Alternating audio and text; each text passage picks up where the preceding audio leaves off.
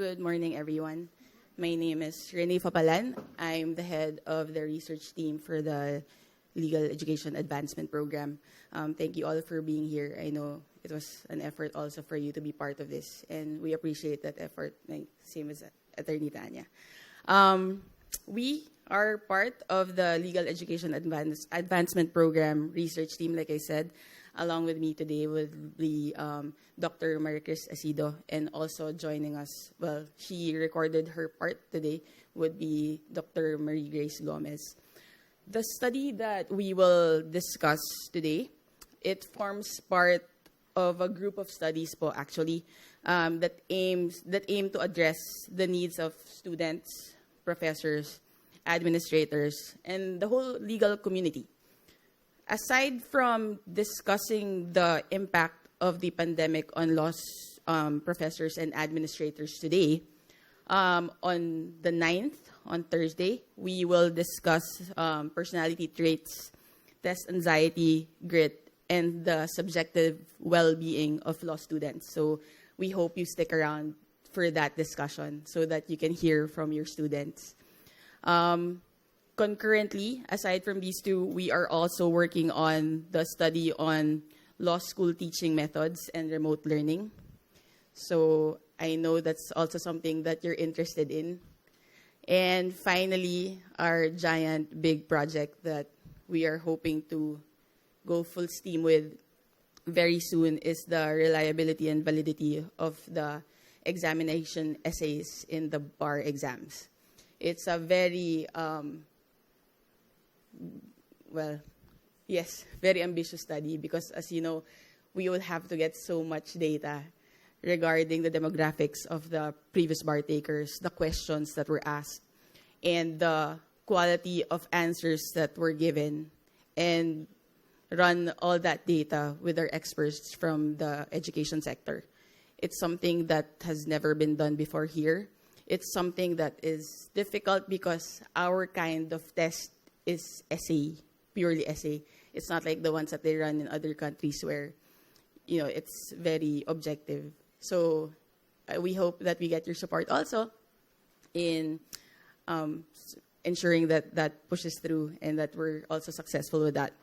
But for today, for the study that we're going to discuss today, first I would like to take the time to appreciate our team. So aside from me po, I'm Rene Fapalan. We have Dr. Mary Grace Gomez, Dr. Maricris Asido. We have Dr. Eleni Taque, Professor Jacqueline Santiago, and Professor Randolph Sasota.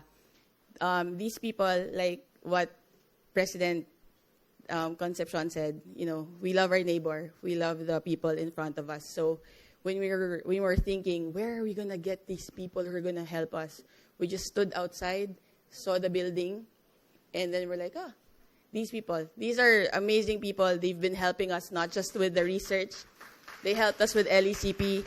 They helped us with our modulo curriculum. They've been angels, really, for us. So we appreciate their help. Getting into the study, much has been said about the impact of the pandemic on everything, virtually everything. And in the realm of legal education, we know that there have been efforts to be extra student-centric. Institutions, all of us, where we come from, we have to be extra compassionate. We have to be extra understanding. Those things we've all done. The thing is, with the uniqueness of the pandemic, it's difficult to implement a proactive approach because when that was happening, we didn't know what was going to happen next. There was no time to be proactive because you don't know what you're preparing for. So most of that whole time, that whole swing, we were just reactive. We were just like in our roller coasters, just waiting for what's going to be thrown at us next. And that's something that was not unique to the UP College of Law. That's probably something that you experience in your own law schools. And some law schools do not have the same resources as others. So definitely the difficulty, the challenges that you experience may not be the same across the board. For UP College of Law, the impact of the pandemic, the shift to online learning was not just for the Juris Doctor students. It was there for the LLM students. It was there for the people taking the bar, and even for MCLE. And we had to scramble our way into making sure that we had something, content, to deliver to people, timely, relevant. So that's not unique to us, and we're sure that that's something you experience as well. And again, during the course of the pandemic, we always were reminded to ask, how are the students? How are you? But there wasn't enough time being given to ask teachers and administrators, like, "Uy, kamusta ka? Like, how are you? How are you coping with talking to tiles, talking to photos on Zoom that you don't know if they're listening or not?" Like, it's like a monologue and there's no interaction, nothing at all. So in this study, we dared to ask the professors and administrators, how are you? And we can say that it was very enriching, the results that we got. We got to know people a lot more. And they got to share with us the daunting challenges that they faced. You know, adapting to technology. There's Zoom. There's Google Meet. There's everything. There's Big Blue button. All of those things. The delivery. How you deliver your classes. Like, because it's not like they're forced to look at you for 3 hours, for an hour and a half. Because you're talking to tiles. Because again, we have to be kind to them. Internet bandwidth is not the same for everyone. We allow them to turn off their video. And even and when that happens, we don't know if they're listening. So, you know, teachers and administrators had to deal with that, with the delivering to tiles, delivering to pictures. And also, more importantly, repackaging the content. Because the way we teach in the normal classroom setting definitely will not be the same if you're teaching through Zoom. You will not reach them. You will not connect with them the same way. And I know you, as teachers, you are all aware of that. Some teachers opted not to teach at all. They're like, you know what? This is something that I cannot do. I will not bother, or I cannot do with my, we don't have the internet, we don't have the tech savvy for that. Then maybe I will just go, stop teaching for a while, and then just teach when it comes back to face-to-face. Now, the result of this is that there's an all-around deprivation for stakeholders. Teachers could not teach at all or properly. Students were given limited professor choices. And also, there's a negative impact on their quality of learning. Because even those that opted to teach do not necessarily know how to repackage and present their content the way it has to be presented in a 3-hour video class. Students also missed out on the authenticity of the exciting nail-biting, which Attorney Tanya doesn't like, the fact that it's nail-biting, yet enriching law school experience. They missed out on classroom skills and interactions that are so crucial, because character you build not through Zoom. Character you build when you're interacting with your peers, with your blockmates, with your friends. That's how you build on your honor. That's how you build on your excellence. That's how you build on your grit. And self-worth, self-esteem, all of those things. And they miss out on all of that because they only know each other through the tiles of their pictures on Zoom. Students also missed out on the chance to learn and be inspired by professors who are definitely more admirable characters live. That's the nicest way I can put it. I hope that would suffice. Not necessarily terror professors, but professors that build you. The professors that challenge you, not necessarily terrorize you. But those professors who will definitely push you to do better, to try harder, read more. Read it in the original. Or help you build your stamina to stand for 3 hours straight. Because, you know, that's the only exercise we get nowadays. So those things they miss out on. So for this study, we drew from the experiences of so many people. We drew from the experiences of all of you here today and your peers. We drew from the experiences of LECP participants.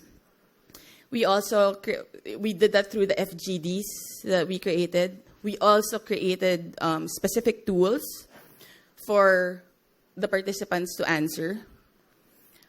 Like something that I'm going to say now, probably going to say again, we need your help. This is a study that is continuing. It is ongoing. The objective here is not just to paint a picture. The objective here is to create solutions. And the solutions that we're going to be able to create with our education experts are deeply rooted in the data that we will get. And we will get the data through the participation of all of you and your peers throughout the conference and also online when we get the information that we've been asking for. So sana po tulungan nyo kami to answer all of those forms. So that pag natulungan niyo po kami, tutulungan rin po namin kayo at ibabalik namin sa inyo yung programa na sana po ay makatulong sa inyo. So we have both qualitative and quantitative facets of the study. For the quantitative part, we will play a very short video of Dr. Grace Gomez. She will discuss that part, and after that, we will go on to the qualitative part, which will be discussed by Dr. Acido. So, tech team, the video, please.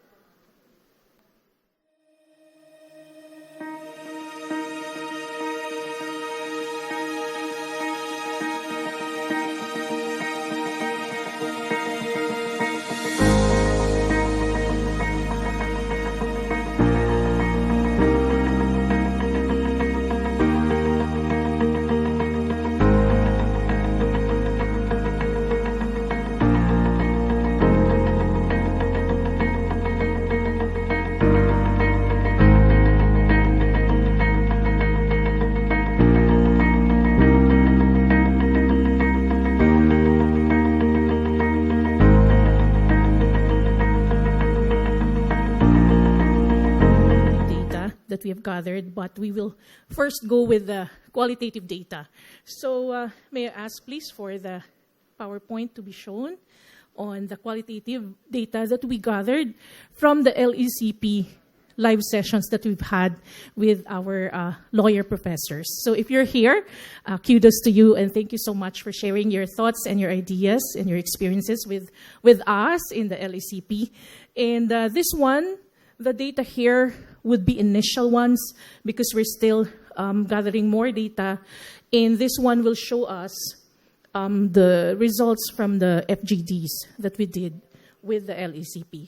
So in that LECP course, we had breakout live sessions with the law professors, and we asked them 3 major questions. 1, the adjustments that they made on their teaching. Second, 2, how they coped with the challenges of teaching during the pandemic. And 3, what they want to be continued moving forward, what they want to do moving forward. And their answers were very interesting. And some were, of course, the normal and regular answers that we get from, of course, all of us, professors, teachers during the pandemic, that we struggle with the technology, with the use of the technology, because we weren't really using this before in the online modality. So the adjustments that they made in teaching during the pandemic would revolve on the following things. First, they focused on the essentials and the practical. So the law professors, many of them said that they used the syllabus that were offered to them. They focused on the major topics that they think would help the students when they take the bar exams, learn the core topics, the core skills. But they also added something there when they said that they wanted to also teach them provide them provisions for experience, right? For the practical aspect of legal profession, of the legal profession.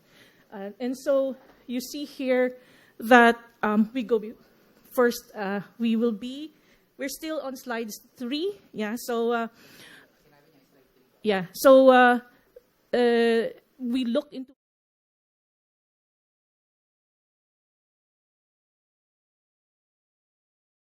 the need to balance. The need to balance, everything is very important. Balancing the need to modify the core syllabus due to the limitations of online teaching with the need to keep the core.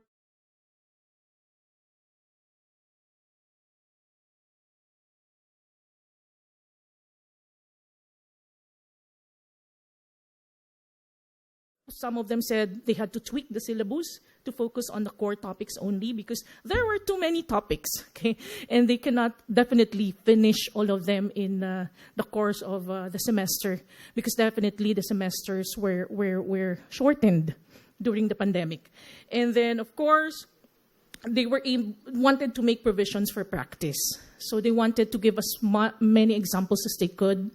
And many of them even had their students do skits and dramatizations when they talked about certain legal issues so that the students would be more engaged and would have more application in their online learning.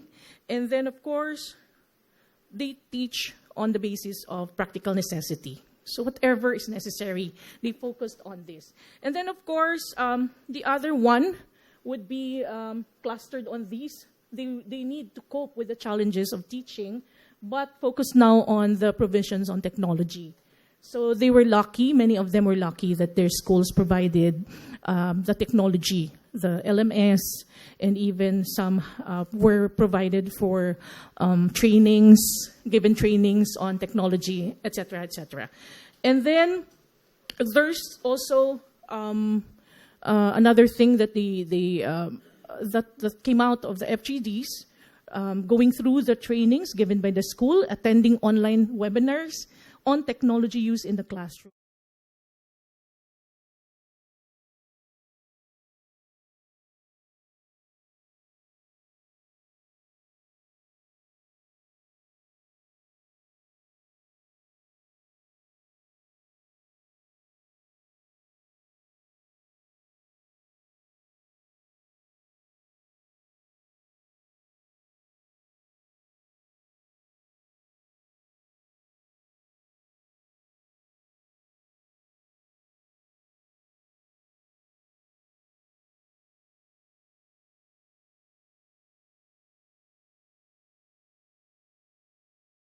Here would say that they purchased Zoom, right, for online teaching, and they attended online webinars. Okay, so slide 6, please. And one thing that struck our attention was the cluster of answers that looked into the need to contextualize the law. That contextualize the law, it's slide 6. Contextualizing the teaching of the law, focusing on the upholding of the law. So there's this nagging question among law professors about the need to contextualize in each classroom, in each legal law classroom, the teaching of the law in a way that the students would be able to learn how to uphold the law in the long run. So the need to be able to contextualize the teaching of the laws and provisions, keeping in mind the idea of teaching students how to uphold the law, especially in crisis situations like the pandemic, where many people are disenfranchised. So where the need for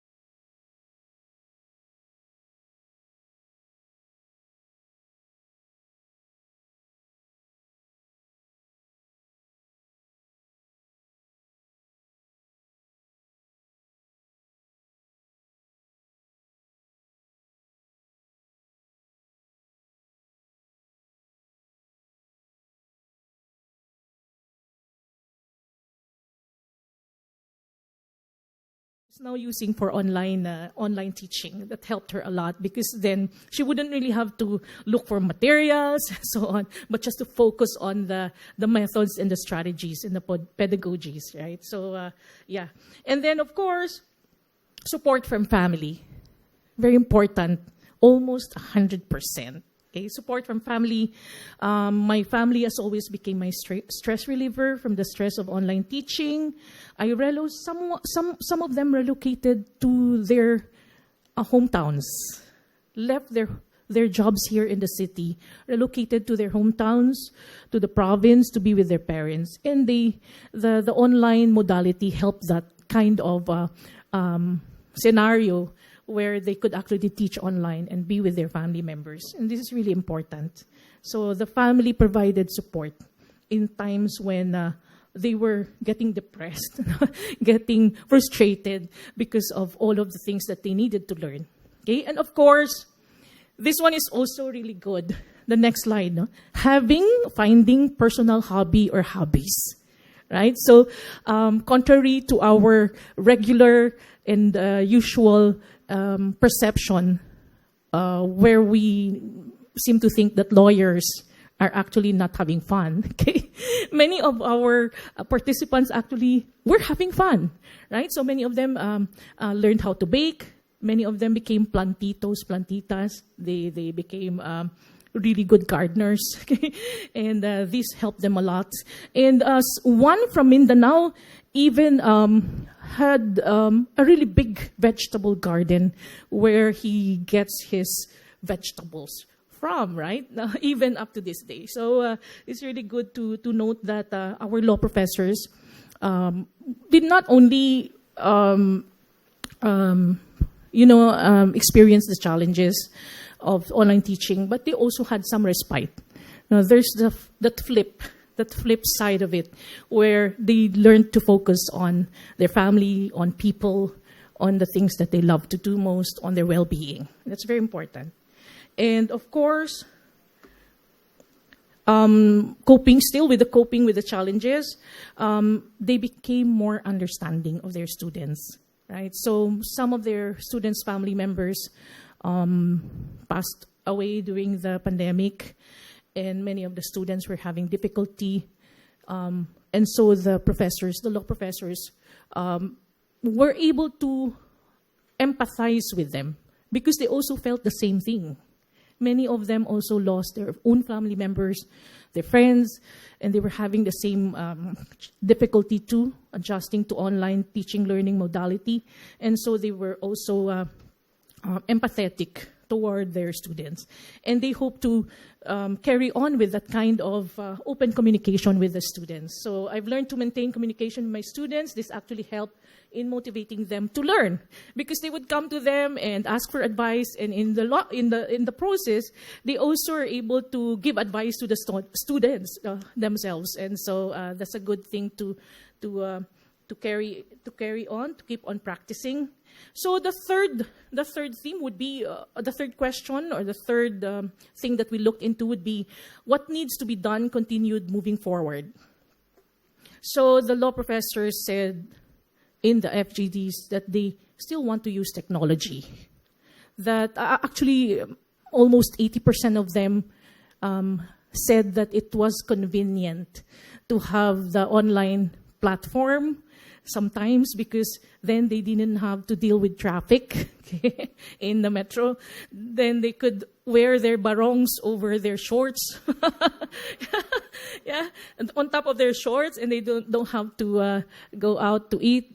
Just open the fridge, and then they have water and they have food. So there's a certain kind of comfort that kind of setup gave to all of us, and they would want to continue to use technology, because they have seen that there were technologies that helped students become more engaged. They saw that because they started using the technologies that they learned in the LECP. So they found that some of these actually helped the students.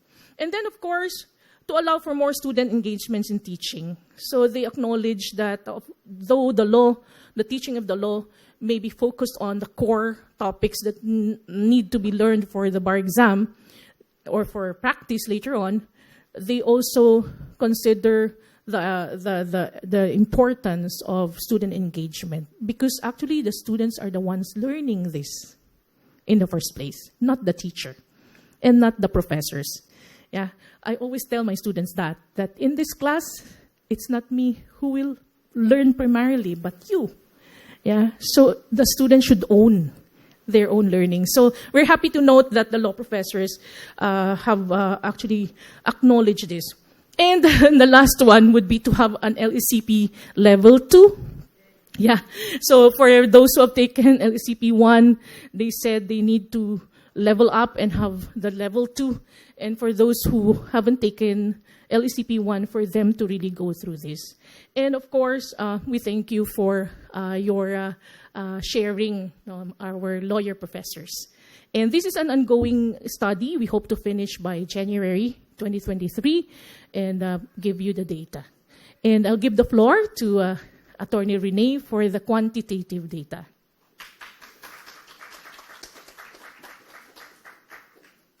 Thank you, Doc Chris. Something that we would like to add, because I'm also an LECP participant, something that we discussed in our group for criminal law. It's something lang po na hindi nasama dito is online academic integrity, online academic dishonesty. Because how do we police people who are online? And like, the platforms that we use are not created equal. Some platforms tell us if the student veered away from the screen to look at something else. If we use Google Meet, we don't know if there's like an iPad at the bottom. And it's so obvious because suddenly everyone's getting such high grades. But if you meet them face-to-face, because I conduct hybrid, but when I meet them face-to-face, their grades are slashed in half, magically. So that's something that we should consider as well as we create, because as they said, they want to stay in this tech hybrid setup. It's convenient for us as well. But how do we police, how do we afford these systems, these platforms that allow us to police properly? But at the same time, I understand that should we be policing at this age? Because these are adults. These are graduate students. Should academic integrity still be something that we should be looking after over their shoulder for? So something to point out as we go along with the discussion. Next, we will discuss briefly the qualitative part of the study, quantitative part of the study, which Dr. Grace Gomez provided us a video for. So, tech team.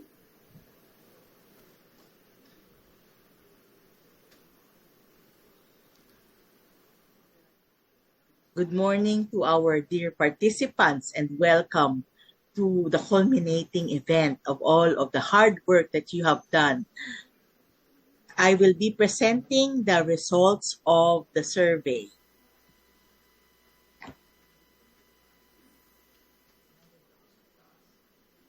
We have several studies under the impact of the pandemic on legal education. We have surveys and FGDs for law faculty and administrators, and we also have surveys for students. We have asked the students to fill out forms and various scales in order to identify risk of mental health disorders. We now present the results of the survey. So, I would like to acknowledge Attorney Renee Fopalan, Dr. Dr. Gomez, Asido, our co-researcher, Dr. Elenita Ke, and Professor group. Randall Sasota for helping me in this study. For the They are also a quantitative part of the study. The survey So here results are the would, results. Look at the identification of the concerns of law faculty members who taught during the pandemic, and then the aim also is to create a scale that measure concerns of these law faculty members, recommend potential training programs for law faculty members, not only during pandemic, but of course in times of crisis. Good morning to our dear participants. So there it is. Yeah, okay, all right.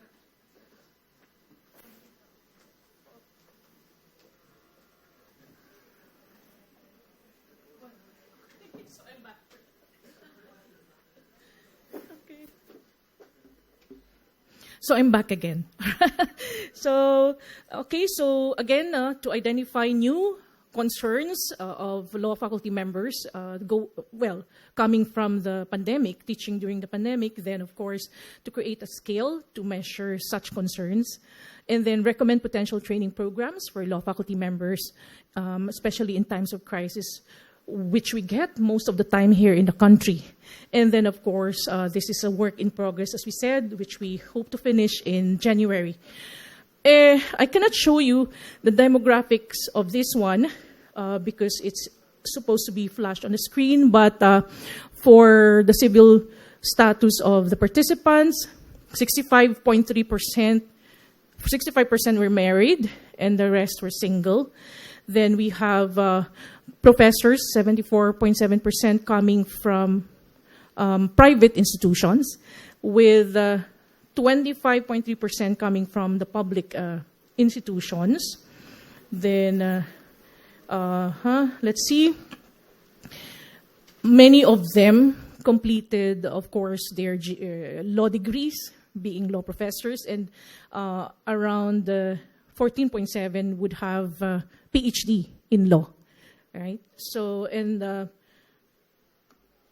for male, there were 32 males and 43 females. And for the stress and work level, the stress level were above average, meaning sobrang stressed out ang mga professors. Okay? And the work level above average to high, right? So they have so many things to grapple with, to do, to work on, and so on. So if we give you a rundown of the difficulties in the new normal of the law professors, these things would center, the quantitative data would give us health, being the first, contagion because of the virus, burnout, fourth, anxiety, and fifth, procrastination. So because you're just online, no, you tend to, I will just do that later. I will just finish this later. And of course, teaching issues. The first one would be adjustment to teaching, as was also corroborated in the FGDs. So there were a lot of adjustments to be done in teaching using online mode. Then, of course, the use of technology. In the Philippines, we know that our internet connectivity is one of the poorest in the region, right? So even during LECPs that we have in the courses, everyone keeps being kicked out, getting kicked out of Zoom. So that's one of the major concerns, that if we have to continue with teaching online or doing hybrid, we have to really work toward having good internet connectivity. Okay, and then Zoom fatigue. Personally, I have meetings that run until 2 in the morning, and I always ask myself, why do I ever go through this? Okay, I could say no. Okay, why 2 in the morning? No, I had been here online since 8 a.m. So that would be one thing that we need to consider. That's why it's good to have the hybrid mode too, so that there would be a little bit of face-to-face and more of face-to-face and online too when needed. Then, of course, the lack of personal touch in teaching. You cannot see your students physically. They're there on screen. And of course, this one would have corollary implications on academic integrity that Attorney Rene was mentioning earlier. And then sustaining student motivation. So students would be there, but the thing is, would they be, are they really listening or learning?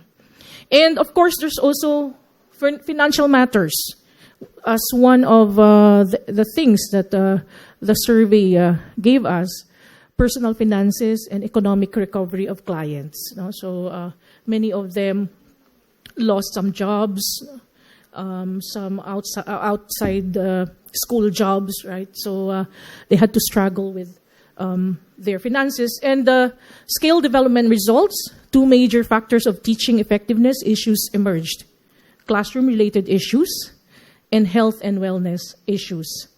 And of course, the recommendations would be the creation of short-term courses on enhancement of law faculty teaching, the possibility of creating micro-credentialing short courses to enable the law faculty to earn badges, certificates, and even graduate credits, and the development of a law faculty wellness program. So that would be the results of the survey, the quantitative data. Now back to you, Attorney Renee.